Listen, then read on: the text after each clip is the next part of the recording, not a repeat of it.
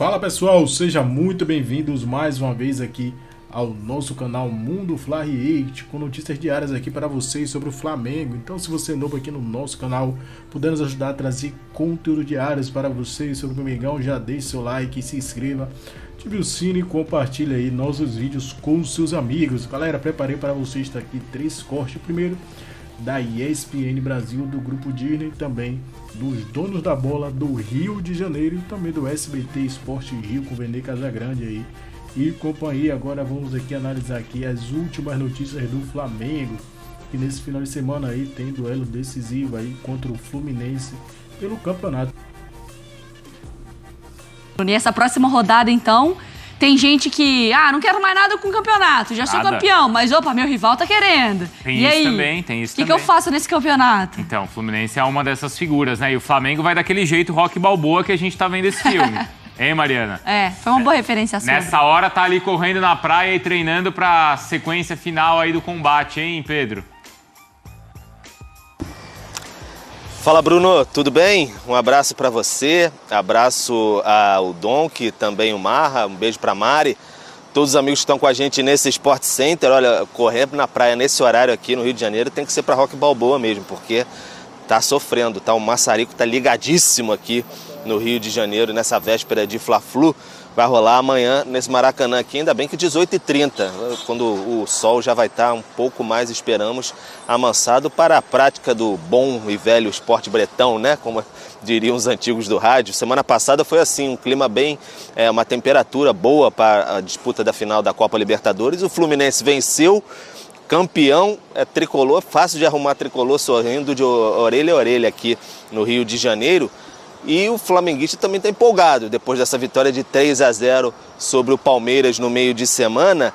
Então são dois times empolgados assim que vão entrar em campo. O Fluminense no meio de semana deu aquela segurada nos seus veteranos, Ganso, Cano, Marcelo, Samuel Xavier. O pessoal não foi enfrentar o Internacional, mas vai voltar provavelmente a tropa de choque amanhã para esse confronto com o Flamengo, o Fla-Flu. Afinal, a última cerejinha do bolo para o Fluminense pode ser atrapalhar as pretensões do Flamengo de disputar o título nessa reta final de campeonato brasileiro. Aí depois, se atrapalhar o Flamengo, pode pensar mais tranquilamente no Mundial, com certeza. Talvez uma última missão aí no campeonato brasileiro. O Flamengo, mandante desse clássico no Maracanã, o Flamengo fica naquela dúvida. O Tite vai trabalhar mais uma vez hoje à tarde no Ninho do Urubu.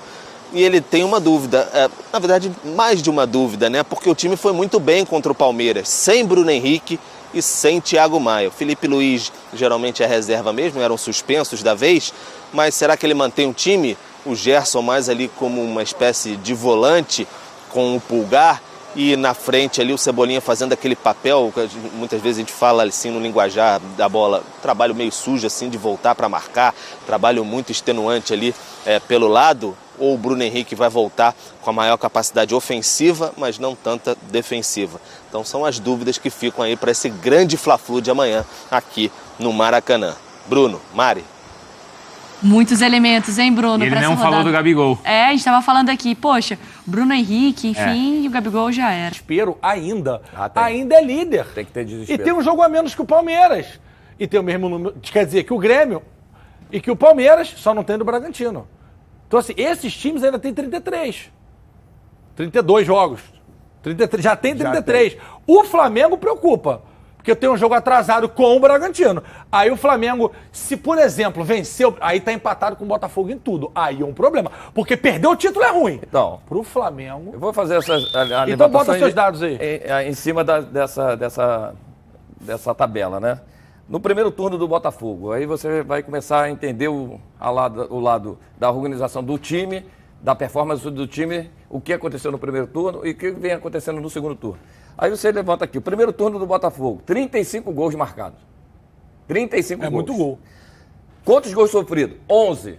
Apenas 11 gols. No primeiro turno? Primeiro turno. Só agora, nesses 2 últimos jogos aí, o Botafogo já tomou 9, em 3 jogos, quase 9 gols, 4 jogos... 10 gols. Então, segundo turno, o time só fez 16 gols.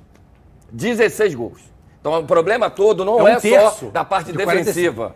45. Não é a parte da... 35. Não, então metade. Não é a parte só defensiva. Aí você tem aqui os gols sofridos, que nos últimos jogos, lógico, que foram goleados, né? Acabou tomando vários gols. Foram 17 gols sofridos, ainda faltam 6 jogos ainda para o Botafogo. Então, assim, o cenário todo não é, se você olhar, o contexto é defensivo. Você culpa muito as derrotas pelo problema defensivo. Só que a intensidade do jogo ofensivo do Botafogo, tanto na performance de marcar gol e da parte defensiva, que tem que ajudar na parte da marcação, é isso aí. Diminuiu muito. E o Prado pediu a tabela daquele que ele acha que vai ser o campeão. Então tá aí, ó. Tá aí a sua tabela do Flamengo. Você tem Fluminense em casa, ou seja, no Maracanã dividido. Aí é Fla-Flu, não tem casa nesse jogo. Os dois estão jogando em casa. Bragantino em casa, que é um confronto direto. América Mineiro fora, que também não é na casa do rival, porque é Uberlândia, o América vendeu o mando de campo. Atlético Mineiro em casa, esse jogo eu vejo, jogo que vai...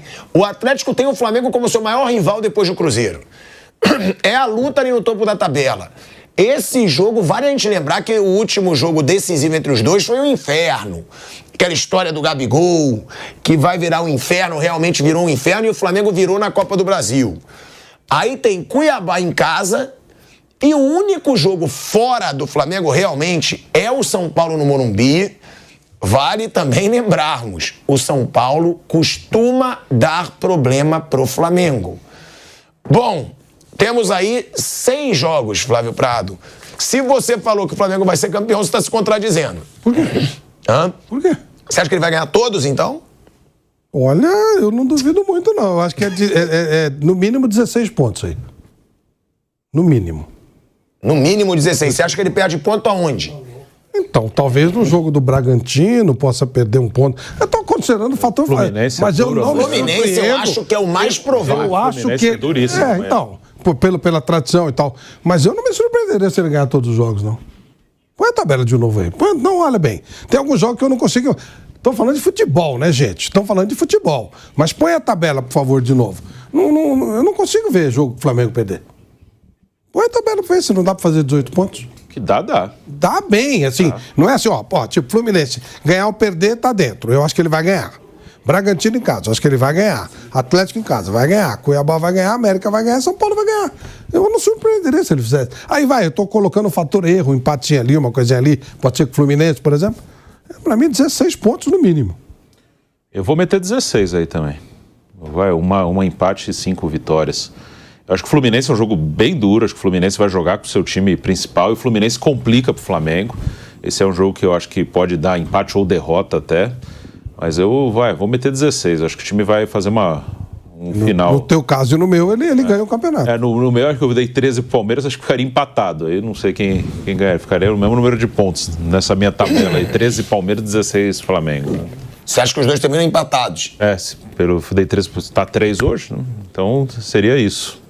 Ó, vamos colocar aí de novo, tá?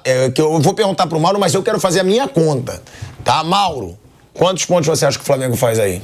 Você viu que banana estava em falta lá na quarta-feira, né? Estava em falta. Se o Tite conseguir manter essa escassez de banana no mercado, lá pelos lados do Flamengo, eu acho que o time faz 15 a 16 pontos. Eu ia falar 15. Eu acho que o Flamengo faz 15. Pra mim, o Flamengo faz 15. Eu ouvi aqui, ninguém faz 15, né? Do que a gente ouviu. Não. Então o Flamengo passaria todo mundo, não é isso? É isso, né? Só no caso do Palmeiras... Os dois jogos que eu vejo, se bem que são 3. Sabe o que eu acho? Assim, eu acho que o Flamengo é o time que mais pode crescer. Porque mudou que dá arrancada. Mudou de técnico. O Tite é o melhor técnico brasileiro ainda para mim. Embora tenha sido muito mal nas 2 Copas do Mundo. Isso aí é outra conversa. Né? Isso sempre, minha opinião é essa, há muito tempo. E ele me pareceu, não só ele montou o time muito bem preparado para enfrentar o Palmeiras, como ele me pareceu muito consciente na coletiva, até fazendo meia-culpa, preservando um pouco ali o filho dele, os demais integrantes da comissão técnica, e admitindo alguns equívocos, né? Assim, a responsabilidade dele em tropeços que aconteceram já na sua gestão. Então vai depender dele conseguir manter esse pique da remada, ou seja, concentração, todo mundo focado, concentrado, 90 minutos... Porque um ponto que eu achei muito importante nessa vitória, por exemplo, Em geral, né, quando o pessoal olha para o time do Flamengo, como sempre fazem referência ao Jorge Jesus, porque o time ataca, faz outro gol, mas tem que ser assim. Time com mais dinheiro, os melhores jogadores, faz 1-0, massacra, faz segundo, faz terceiro. Mas você tem que ter condição física para isso. O time do Flamengo não tem condição de fazer pressão alta o tempo todo. Aliás, não fez momento nenhum praticamente no jogo, né?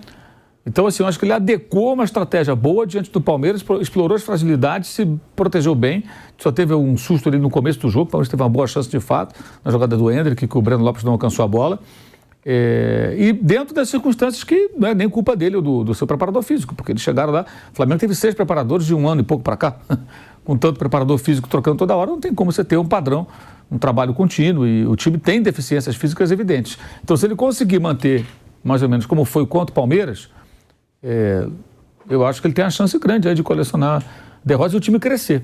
Não sei se vai crescer. Eu falo 15 pontos, talvez 16, se o time tiver esse crescimento. Que foi um salto, né? Do jogo contra o Grêmio. E depois do Santos teve a expulsão, dá uma aliviada, mas foi ruim. Para o Fortaleza, que já viu uma melhora ali, e para o Palmeiras foi um salto grande de qualidade. Eu acho que é o time que tem mais a crescer. Eu não imagino assim, o Palmeiras vai se desenvolver tanto. Aliás, o Palmeiras tem no Endrick o Soares dele, né? O Endrick colocou o Palmeiras nessa brincadeira de novo. Né? Se você pegar os jogos últimos do Palmeiras, ele é o personagem e jogou bem quarta-feira, hein? Mesmo tomando 3-0, mesmo o Palmeiras com menos 1, ele deu arrancada, levou o time ao ataque. Ele é o cara que está conduzindo o Palmeiras, o menino, nesse momento do campeonato. Mas aí depende do que o Tite vai conseguir fazer. Amanhã a gente vai começar a ter essa resposta. Como é que vai ser o comportamento do time, né? Se for um time concentrado e tudo, jogando como jogou contra o Palmeiras, tem grande chance de vencer. E se vencer esse jogo, vencer o Bragantino, eu acho que o Flamengo vai muito forte para essa reta final. Agora, eu não tenho a menor ideia. Se chegar um carregamento de banana por lá, entra o modo banana, um abraço. Aí perde para qualquer um, perde para o Santos, perde para todo mundo. Mas tem uma coisa também, que eu acho que o Flamengo... Vai, claro. Eu acho que o Flamengo é o que tem, por enquanto, os jogos mais difíceis, né? Tudo bem que ele tá num momento bom, que ele joga muito em casa, só que eu acho que o Fla-Flu, o Atlético Mineiro e o São Paulo, porque o São Paulo ele pode estar não brigando por nada, mas ele dá trabalho pro Flamengo. Tem o Bragantino. E tem o Bragantino. O Flamengo tem 4 jogos complicados. O Flamengo não joga com o Bragantino, não tem a chance de passar o Bragantino, tem que torcer contra. Ele depende só dele passar o Bragantino. Ele depende só dele para encostar no Palmeiras. Ele ganhou do Palmeiras, encostou no Palmeiras. Se ele ganhar do Atlético, independentemente do que vai acontecer, ele afasta o Atlético de vez. Isso é uma vantagem. Ter esse confronto exato, você está atrás, é melhor você enfrentar quem você está à sua frente. Botafogo é que não tem mais confronto. São jogos em tese mais difíceis, mas você tem a possibilidade de alcançar esses caras. Isso. Ou de deixá-los para trás. Aí ou vai ou não vai, depende de você, né? Exato. Até porque quem faz uma campanha tão errática como o Flamengo, né, não pode nem se lamentar, porque já perdeu tantos pontos todos ao longo do campeonato, todo mundo perdeu, né? O caso do Flamengo, acho que o Atlético Mineiro perdeu muitos pontos ultimamente, perdeu pro Coritiba em casa, perdeu pro Cruzeiro em casa. Mas o Cruzeiro é o rival, sim, mas o Cruzeiro do jeito que tá, meu amigo, tá na zona de rebaixamento, perdeu. Empatou com o América Mineiro. E ontem, no primeiro tempo, eu achei que foi até justo o empate pelo primeiro tempo. O Corinthians foi melhor no primeiro tempo do que o Atlético. Depois reage o Atlético, mas você vê, aquele primeiro tempo do Atlético ontem custou 2 pontos. Se tivesse feito um jogo melhor, mais equilibrado, talvez vencesse o jogo. Mais 2 pontos que perdeu. Então o Atlético tem perdido pontos. O é time que briga contra o rebaixamento, né? Está atrás do Santos agora. Então se você olhar aí, são pontos valiosíssimos que ficaram pelo caminho. Todo mundo perdeu ponto em algum momento. E ó, essa aí é a tabela do Bragantino. Ele tem Botafogo em casa. Jogo dificílimo, mas que é bom pra ele também nessa mentalidade do Mauro. É o jogo pra passar o Botafogo. Flamengo fora. Tudo bem que é um jogo pra ganhar confronto direto, mas aí é péssimo pro Bragantino. Também se ganhar é aquela história, né? É isso, se ganhar é grande chance de ser campeão. Importante pro Flamengo, tem expectativa do Fla e o time desse Flamengo, ou Vene Casagrande? Então, provavelmente o Tite vai manter o time titular que atuou durante a semana, e eu acho que o Tite tá certo em fazer isso, tem que manter esse time mesmo. Quando eu digo manter, é mesmo com o retorno do Bruno Henrique. Cebolinha sendo o titular ali na ponta esquerda, e o Thiago Maia voltando também de suspensão, fica como opção no banco de reservas. Pra mim, a dupla ideal de volantes aí seria então Pulgar e Gerson. Eu acho que é isso. Acho que o Tite encontrou a formação ideal, o time ideal. E esse jogo é tão importante, Fernanda Maia, que eu acabei de receber uma informação aqui no celular, dizendo o seguinte, que as torcidas organizadas, e isso aí é raro de acontecer, elas vão se unir amanhã no Maracanã, porque entendem que esse jogo pro Flamengo é como se fosse uma final. Para aqueles torcedores do Flamengo e para aqueles dirigentes do Flamengo que ainda acreditam no título do Campeonato Brasileiro, de fato é uma final. Porque se você vencer o Fluminense e de uma forma convincente, como foi diante do Palmeiras, aí o Flamengo entra de vez na briga pelo título do Campeonato Brasileiro. Difícil é, mas se os adversários estão permitindo o Flamengo sonhar, acho que sonhar não custa nada. Ô Pedrosa, e o Flu? Qual é a expectativa do Flu? A expectativa é a motivação própria de jogar um Fla-Flu, né? E ter a oportunidade também de atrapalhar um grande rival na briga pelo título. Eu acho que isso já motiva qualquer jogador por si só. Mas, para ser muito sincero, Fernanda, mesmo se não tivesse essa questão toda da rivalidade, a gente está falando do Fernando Diniz. E o Fernando Diniz não tem esse negócio. O negócio dele é trabalho, é honrar a camisa do Fluminense. Ele sabe também que ele tem que chegar bem para o Mundial de Clubes. Ele tem que também se colocar numa posição melhor dentro do Campeonato Brasileiro, porque isso, obviamente, reflete na questão financeira da premiação. E o Fluminense vem sendo uma pedra no sapato do Flamengo nos últimos anos, né? E a gente está falando também do campeão da Libertadores. Então é um jogo que você se motiva por si só, mas se tratando de Fernando Diniz, o Fluminense deve ir com força máxima aí com o que tem à disposição. Inclusive são os dois últimos campeões da Libertadores. Exatamente. Eu tenho um VT pra chamar, mas eu queria ver você entrando. Um sonho meu, você sabe. Vem, meu amigo, vem. Vem, tem vergonha, eu sei que você tem vergonha, gente. Pedrosa,